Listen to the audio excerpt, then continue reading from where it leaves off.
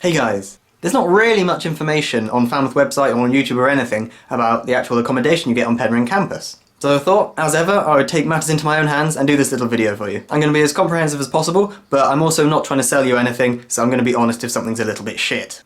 There are currently two areas of accommodation on campus. These are Glasney Park and Glasney View. There's slight variation, but for all intents and purposes they're basically the same. Accommodation blocks are lettered and numbered. For instance, I live in C1. You're guaranteed to have at least two neighbours, which would be one next door to you and one either under or above you. So first impressions, when you arrive at the door, the locks are fucking weird. It took me about a month before I was able to finally suss out how you use these locks. I think that's due in part to the fact that I'm a fucking tool, but it is also quite weird. In every flat on campus there are 7 rooms.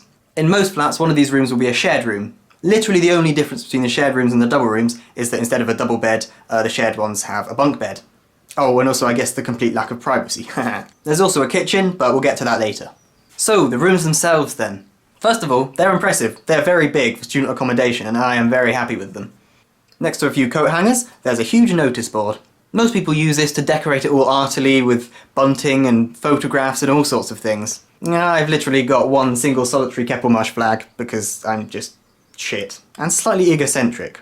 There's loads of desk space for all your dirty washing up, booze and crowbars.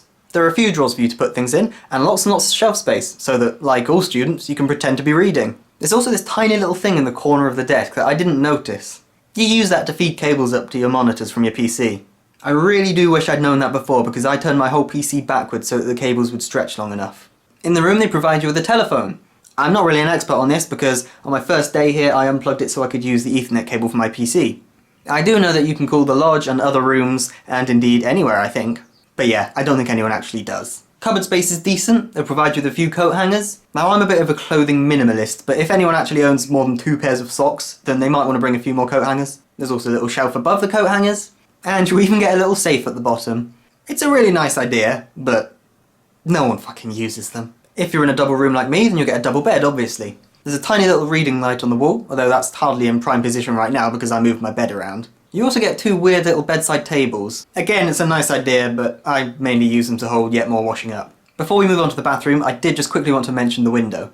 Incidentally, my window handle has fallen off, but I don't think that happens to most rooms. Essentially, most people don't realise for at least weeks that you can actually open your window more than the tiny little crack that it seems to allow. There's a trick to it. Let me explain so everyone will think you're smart when you move in. You open the window as far as it will go, then you move this tiny little latch at the bottom here backwards and push the window at the same time. And ta-da!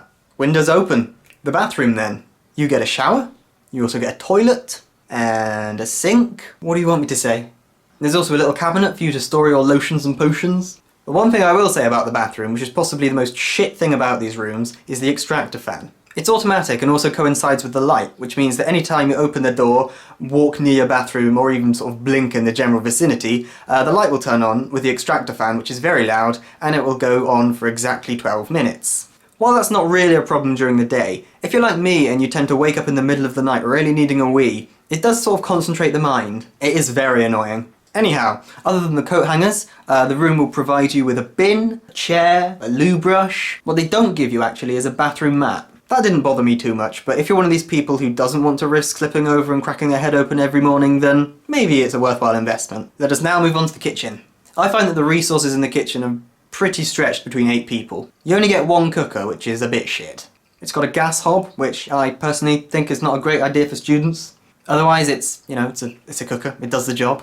There's an extractor fan immediately above it for the inevitable occasion when you fill the kitchen with dense black smog.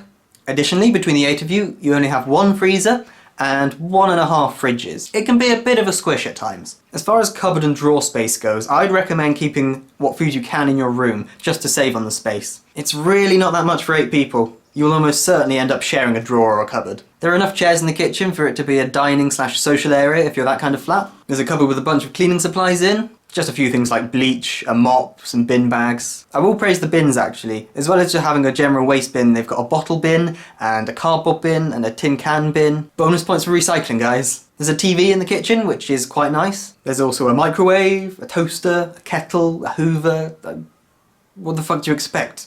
It's a kitchen, innit? Perhaps the kitchen is a bit too small to be entirely ideal, but it's really not that bad, and it's definitely okay to live a year in. And that, ladies and gentlemen, has been my guide to the Penryn Campus accommodation. I hope you found it vaguely useful, maybe? I'm planning on maybe doing a general campus facilities vlog at some point. If you have any ideas or suggestions for videos you want to see from me, then go ahead and suggest. Thank you very much for watching, and I hope this has indeed been useful. I'll see you in the next one.